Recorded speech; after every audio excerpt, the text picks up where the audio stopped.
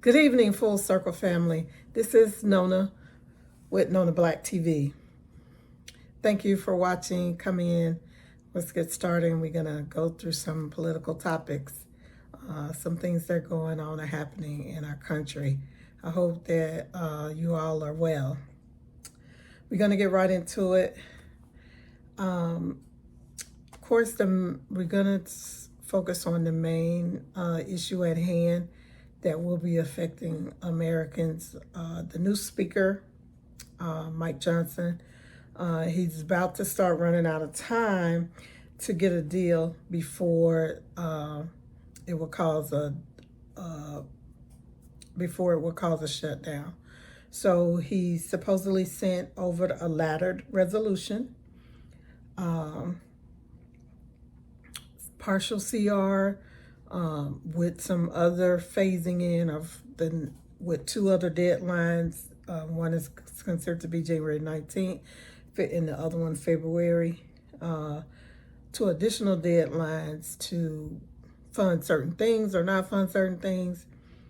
For some reason, Congress likes to wait till the very ninth hour, last minute, to get things done. So two arbitrary new imposed deadlines, it just doesn't seem to be feasible.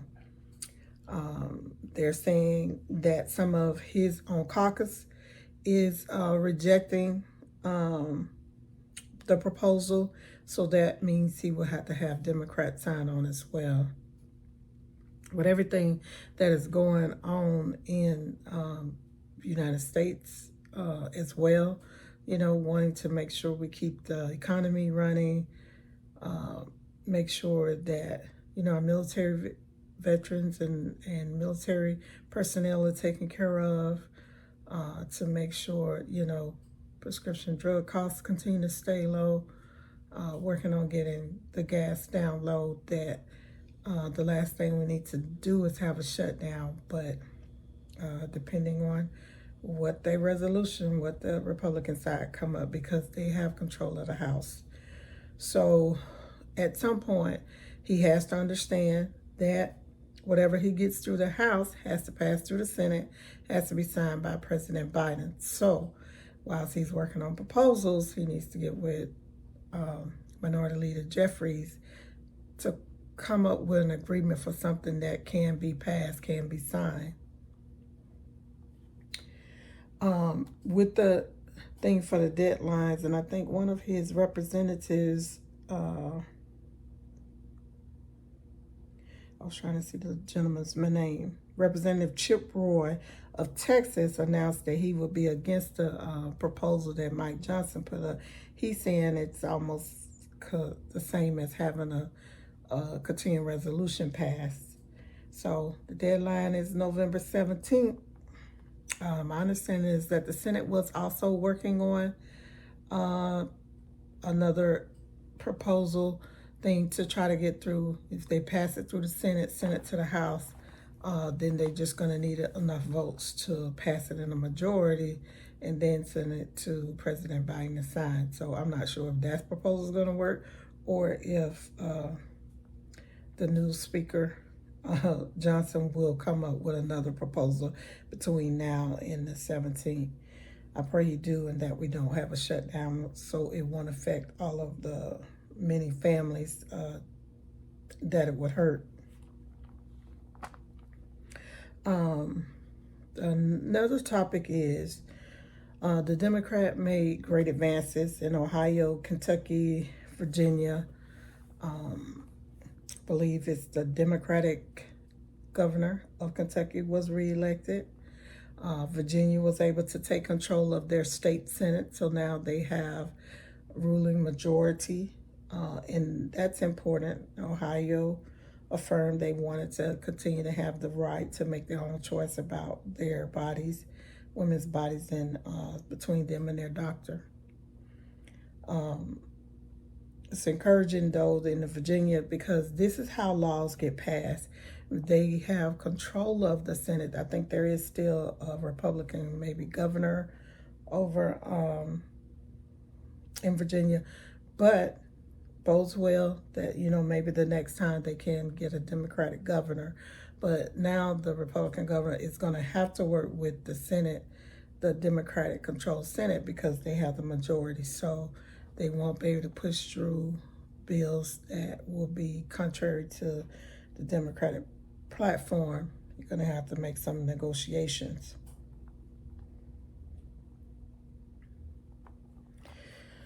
In another topic, I'm going to just talk about President Biden. Also, I did vote, and I hope that you all did vote.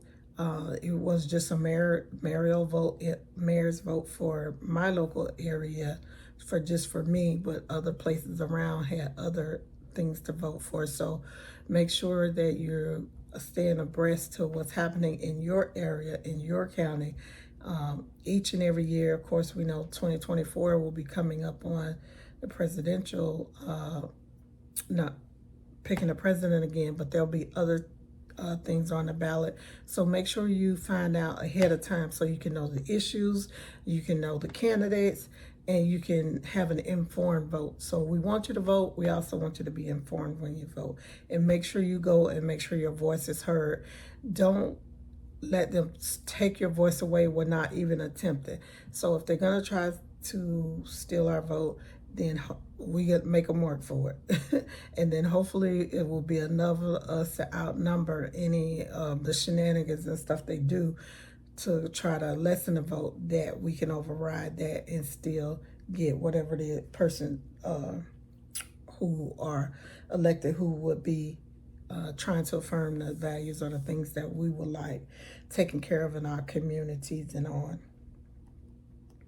The third topic, of course, President Biden recently released his platform for 2024, and he's indicating that he wants to pass legislation to protect the access to the right to the ballot. And I pray that he does. We really need the Voting Rights Act reaffirmed to maybe some different wording change, but hopefully the John Lewis bill, so we can pass Voting Rights Act, and then also access to the ballots for this on the intimidation stuff. You can't give people water in Georgia, all this kind of stuff. Some that, you know, rights for voters are protected, and to stop all of this closing down and eliminating of access to the ballot. So I pray that if he does get in, that he does get some legislation passed, and that they are doing everything they can to help. Another part of his platform is preventing police misconduct.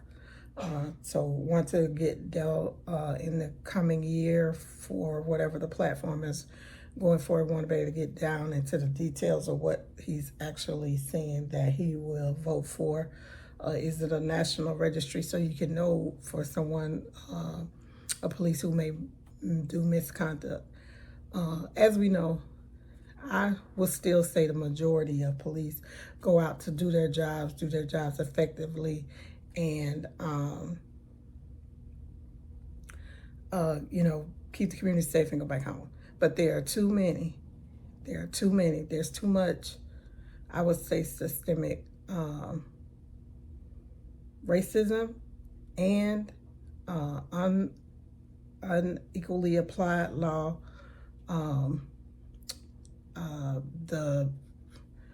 I have a gun, I have control over you, not honoring the rights of the individual who stopped or whatever. Because if it's something warrants a citation or ticket, then that person should get a citation or ticket and not be killed or murdered in a traffic stop.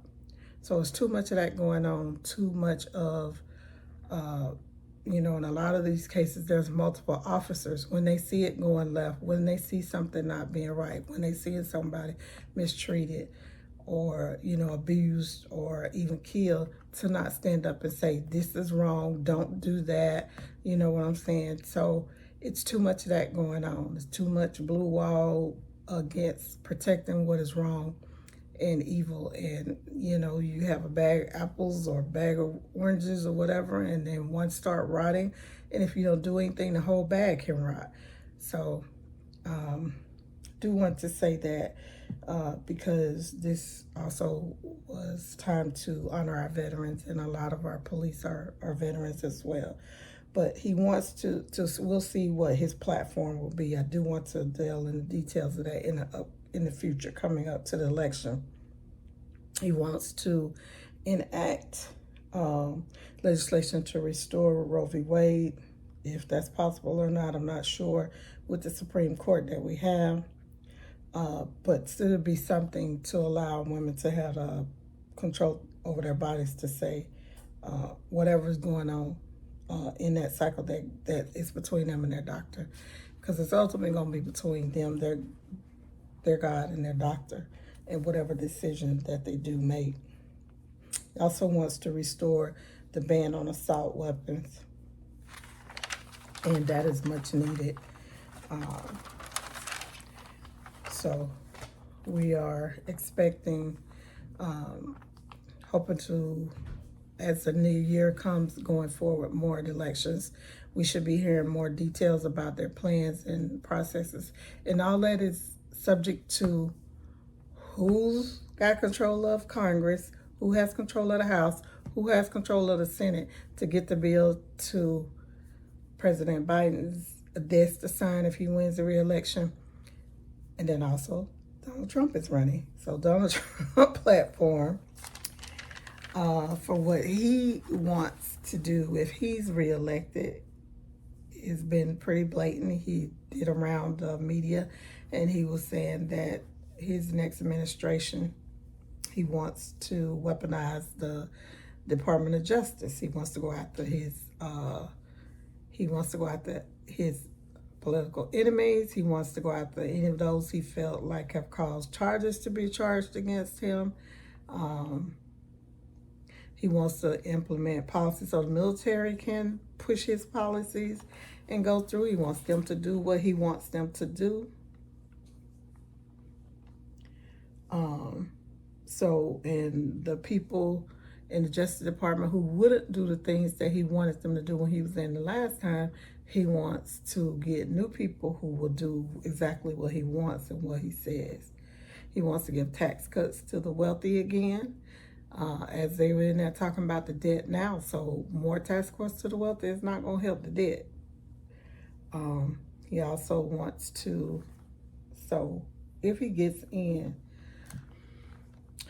the immigration policies you're doing, separating families, all that stuff he wants to do again on steroids. And he won't have the option to run again unless he'll try to go up there and change that. Because if he incited the January 6th and he didn't want to leave office, so what do you do when he know he can't run again? What is he going to do? And they had people out of place so that the National Guard couldn't be called out originally and at that time. So what is he going to do at that time? So it's a worrisome proposition, because even though President Biden won, it was close, very close race. So in some areas, so we have to be diligent about what we're doing and how we're voting, and making sure that we talk to others about what they're doing. So that being said, I'm going to do some quick rapid fire things that happened last week. Of course, going forward, the cases are ongoing for the former president, twice impeached, 4-time indicted. In the cases in Florida, Georgia, and Washington, D.C., Trump's team has submitted paperwork to try to either postpone the cases as long as possible, dismiss the cases in all instances, and those have all been denied. So as you know, the the New York trial is going forward, and his sons and his daughter has testified. So next week, Monday, today is when this video posts, it will be the start of the defense to present their side. So I believe the sons will be testifying again. So we'll keep on the lookout to see what is going to be happening and what it will be the final resolution. He's already been adjudicated as guilty of fraud in the New York trial. So the only thing now is, of course, how much of the fine. And there was some contentious testimony issues with him last week and the judge. So we will see. Also, finally, the Senate is implementing a temporary rules change that would cause them to be able to finally allow them to evade the blockade that Senator Tuberville had, to be able to get all of the military. So I think he was, after he saw that they were going to override him, then he was going to try to say, oh, well, we can do this one or that one or this one. And they were like, no, it's like 300 positions or something, promotions and all that stuff that need to be done. They like, we ain't dealing with you no more. We finna go around because it's needed. We have the war going on in Ukraine. Then there's also the Israeli-Hamas war is still going on. And everything else that's going on, the conditional conflict in the Congo, all over the world, there's issues going on. Our military need to be fully staffed. People need to be in positions. People need to be promoted so other people could come up and be able to be doing what they're supposed to be doing inside their whatever their prospective places is, so that they can be doing all they can to help continue to keep America safe and support our allies around the world. Want to definitely honor our veterans. Thank you so much for your service. I've had many family members who served, loved ones, and I just want to thank you. I've always been in awe and honor. It's always been fascinating to me. I know some level of your sacrifice when you serve and stuff, and I always have tried to support as I could when I had veterans in. But I just want to make sure our audience knows we need to call our elected officials and remind them they need to take care of our veterans. It's one thing to say to honor the veterans. It's a whole other thing to take care of them. And you can't just give lip service, mouth service, and not take care of our veterans, whether it be their health, and making sure they get the things that they need. If they have claims, that the claims get honored and assessed, and due diligence in that, and not put all the burden on the vet or the person who has a claim. And some of that should be on the military, especially when they know that they have served. They know they have served. You know that they've had some issues while they were in the service, to honor the claims, because people aren't just trying to make claims, especially if they can prove they were in the service. Not talking about fraud, but I'm talking about people who actually were in the service, who served multiple years, and for any kind of way of any issue that may have come up, that they may have been injured or dealing with, issues from being in the service, that they are taken care of and honored in that way. That's truly honoring our veterans and making sure that they have what they need. We know that, yes, there are some good works that things are being done, but there should be more. It should be more. Also, saw that Senator Joe Manchin announced that he's retiring and that he will not run for office in 2024. So while the Democrats do have a slim majority in the Senate, so that puts in question, will they be able to keep the majority in 2024? So that's another reason that our votes are very much needed and very much important because, like say in the Virginia case where they were able to take control of the state Senate and the state House for the things that we want passed or legislation, voting, banning assault weapons, you know, the broadband, child care, any things, affordable housing, stuff, things that we need to get passed or bills passed. We also need to be able to have that done. We're going to have control of the House, control of the Senate, and then a president who will sign those bills. We talked about this before in past videos. But so it's imperative. We're going to have to get everyone out. We're going to have to make sure we vote. You got to make sure your loved ones vote. Your sister, mother, cousin, brother, brother-in-law, sister-in-law, any and everyone that you can come in contact with and get them to vote. All right, Full Circle family, thank you for watching. Be sure to like the video. Especially would like you to leave a comment. So tell me about the topics, whatever you agree with or disagree. I always just ask that you be respectful, and of course to share the video, share with others, subscribe to help the channel grow and continue to bring you more content.